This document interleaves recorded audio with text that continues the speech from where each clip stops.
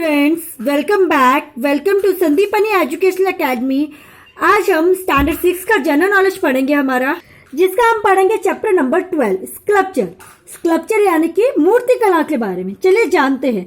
Sculpture में very well be the earliest art in the form of carved or axis rocks which human shaped and handmade tools। Sculptures यानी कि मूर्ति कला बहुत ही पुरानी form है। किसकी? कार्विंग की। मतलब किस पे कार्विंग की जाती है? रॉक्स के ऊपर, विच इज ह्यूमन शेप यानी कि इंसानों की शेप दी जाती है विथ हैंडमेड टूल्स, हाथ से बने हुए जो औजार होते हैं उनकी सहायता से। चलिए इसी आर्ट फॉर्म के बारे में हम यहाँ और जानते हैं।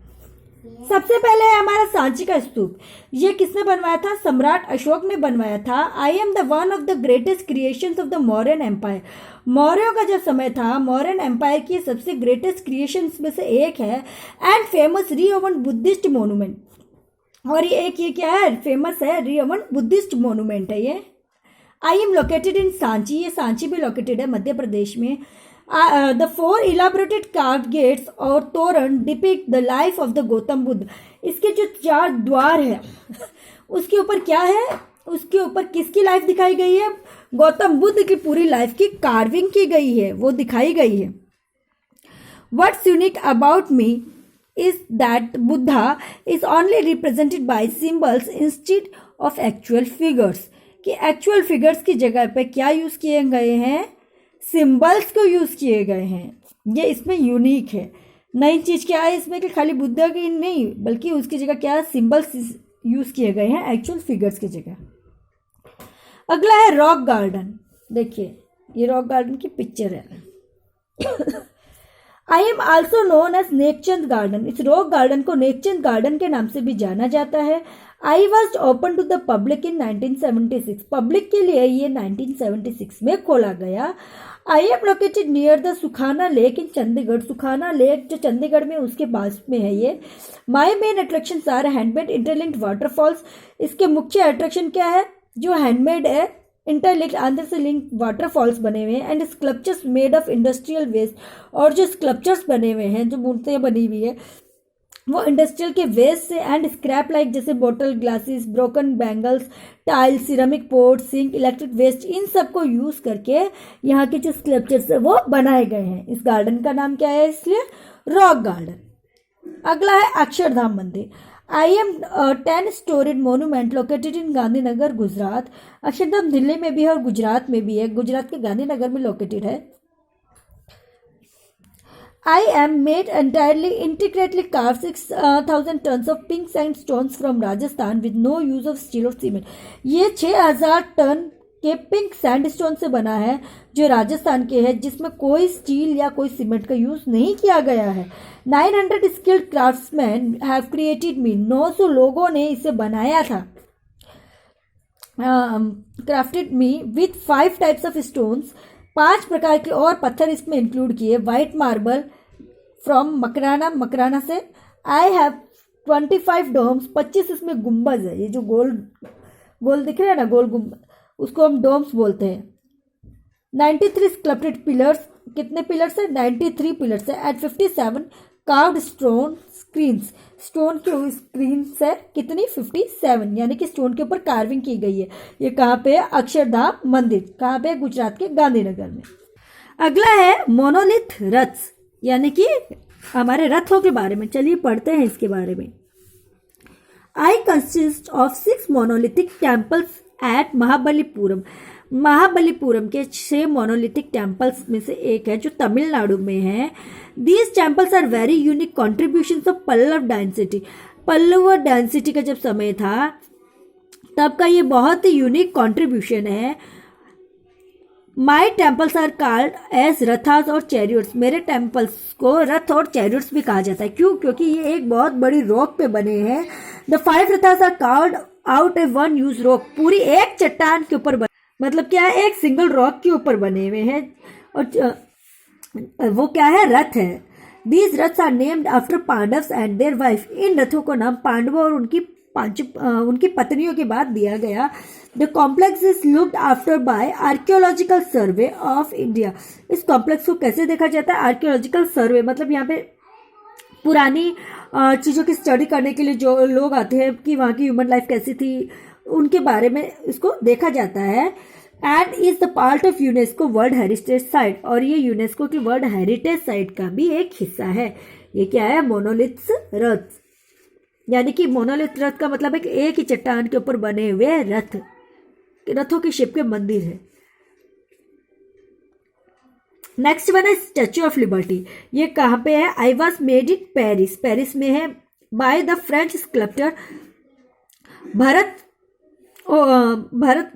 लोधी। वो वर्कड विथ गस्टेव एफिल, जिसने भरत लोधी ने किसके साथ काम किया था? गस्टेव एफिल के साथ काम किया था, जो फ्रेंच स्कल्पचर थे, जिन्होंने मतलब मूर्तिकार थे।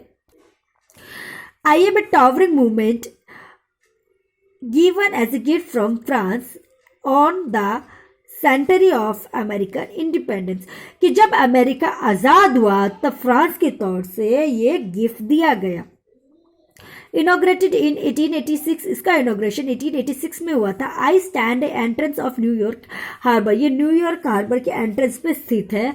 माई official name is Liberty enlightening the world, इसका ऑफिशियल नेम क्या है? लिबर्टी एनलाइटिंग द वर्ल्ड, मतलब क्या है? विश्व को जागरूक करने की आज़ादी। ये क्या है? Statue of Liberty. अभी गुड टू नो पे आ जाते हैं। यहाँ दिया the Chinese city of Harbin is famous for its international ice and snow festival.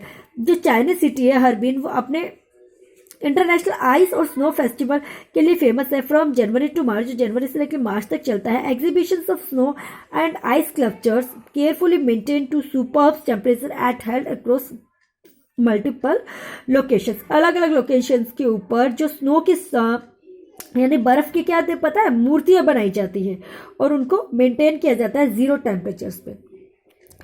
अगला है क्रिस्ट द रिमडीर। चलिए इनके बारे में पढ़ते हैं। जीसस क्राइस्ट का है ये मॉन्यूमेंट है, स्टैचू है ये। I am situated on the Corcovado mountain, कहाँ पे है? Corcovado mountain in Rio de Janeiro में है, जो ब्राजील में है।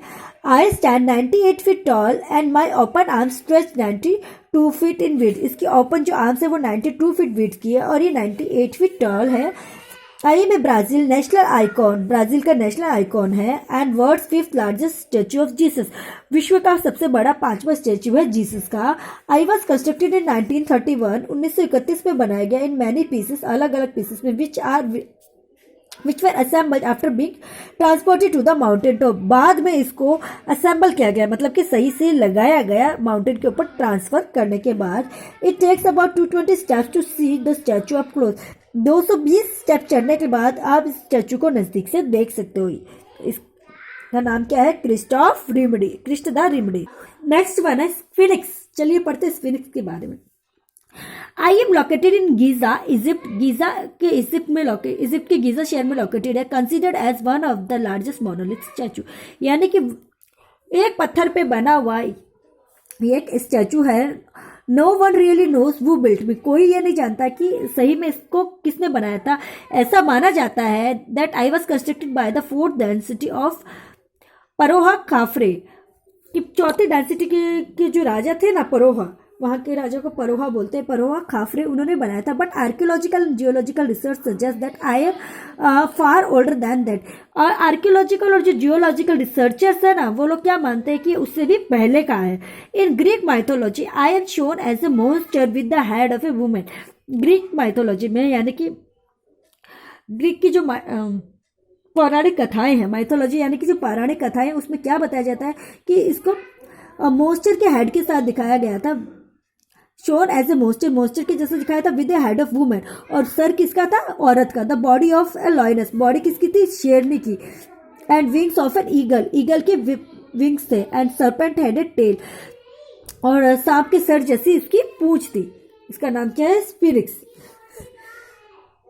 अगला है डेविड, पढ़ते हैं इसके बारे में। ये देखिए, ये डेविड का स्टैचू है। I am a marble statue of biblical hero, ये बिब्लिकल हीरो का मार्बल स्टैचू है। क्रिएटेड बाय मिकचेलेंगलो ने बताया था, या माइकल एंग्लियो ने बनाया था, आप कैसे भी पढ़ सकते हैं। वैसे तो माइकल एंग्लियो इसका करेक्ट नेम है। I am located in Florence Italy, ये कहाँ पे है? फ्लोरेंस में, इटली में। I M made with a piece of flowed marble and the another artist had started to work on it given up the midway. ये एक marble के ऊपर बना हुआ है, had started to work on but given up midway. एक artist ने इसके ऊपर काम किया. My head and hands are quite large. इसके हेड, जबकि क्या इसके जो बीच का जो पार्ट है जिसके इसका सर और जो हैंड है वो थोड़े से बड़े हैं. This was deliberately done since I was to be placed on the roof of cathedral. ये जानबूझकर ऐसा किया गया ताकि इसको कैथेड्रल पे रखना था, यानी कि चर्च की छत पे रखना था. So I would visible when viewed from below, कि अगर ये नीचे से भी देखा जा सके, इसलिए इसके सर और हाथ थोड़े बड़े बनाए गए. अभी गुड टू नो पे आ जाते हैं. In Roman sculpture there were specific rules to follow for clothing. Roman sculptures में स्पेसिफिक रूल्स है. रोमन की जो मूर्तियाँ होती है उसमें कपड़ों को दर्शाया जाता है, मूर्तियों के ऊपर कपड़ों की डिजाइन दर्शाई जाती है. Mens were the only ones allowed to wear togas. Mens को क्या पहनने के लिए अलाउ किया गया था? Togas. If a toga had a strip on it, और टोगा पे क्या होती है? एक स्ट्रिप होती है. The man was recognised as the member of the Senate. Member जैसे कि हमारी फैमिली का मेंबर होता है, वैसे ही वहाँ पे मैन को एक सीनेट का मेंबर बनाया जाता है. If the toga was pulled up over the man's head, कि अगर वो टोगा आदमी के सर से उतार लिया जाता है, it mean that the man was the priest. ऐसा मानता है कि वो जो मैन है वो क्या है? प्रीस्ट है, यानी कि ब्राह्मण जैसा उसको माना जाता है. नेक्स्ट है The Thinker. I was cast in 1901 में बनाया गया. I am an iconic statue sculpted by Auguste Rodin. ये अगस्टिन रॉडिन के द्वारा बनाया गया था. ये एक आइकॉनिक स्टैचू है, देखने लायक यादगार statue. I am located in a Musée Rodin in Paris. Paris के म्यूजी रोडिन में ये लोकेट है, जो फ्रांस में है. I M famous because of my expression of being lost deep thought. इस स्टैचू को देखो कैसा लग रहा है कि कितना गहरी सोच में है. तो ये इसी वजह से, अपने एक्सप्रेशन की वजह से ये फेमस है. Rodin initially wanted to name me The Poet. Rodin ने इसको क्या नाम दिया? The Poet. But I was actually named by the workers who thought I resembled a famous Michelangelo sculpture. But actually workers ऐसे मानते हैं कि इसे रीअसेंबल किया गया माइकल एंग्लियो स्कल्पचर ने के रूप में. About 28 monumental size bronze cast of me are in museums and public places. 28 monumental sites जो ब्रोंज कास्ट है उसके, वो म्यूजियम और पब्लिक प्लेस पे भी रखे गए हैं. तो इसका नाम क्या है स्टैचू का? The thinker.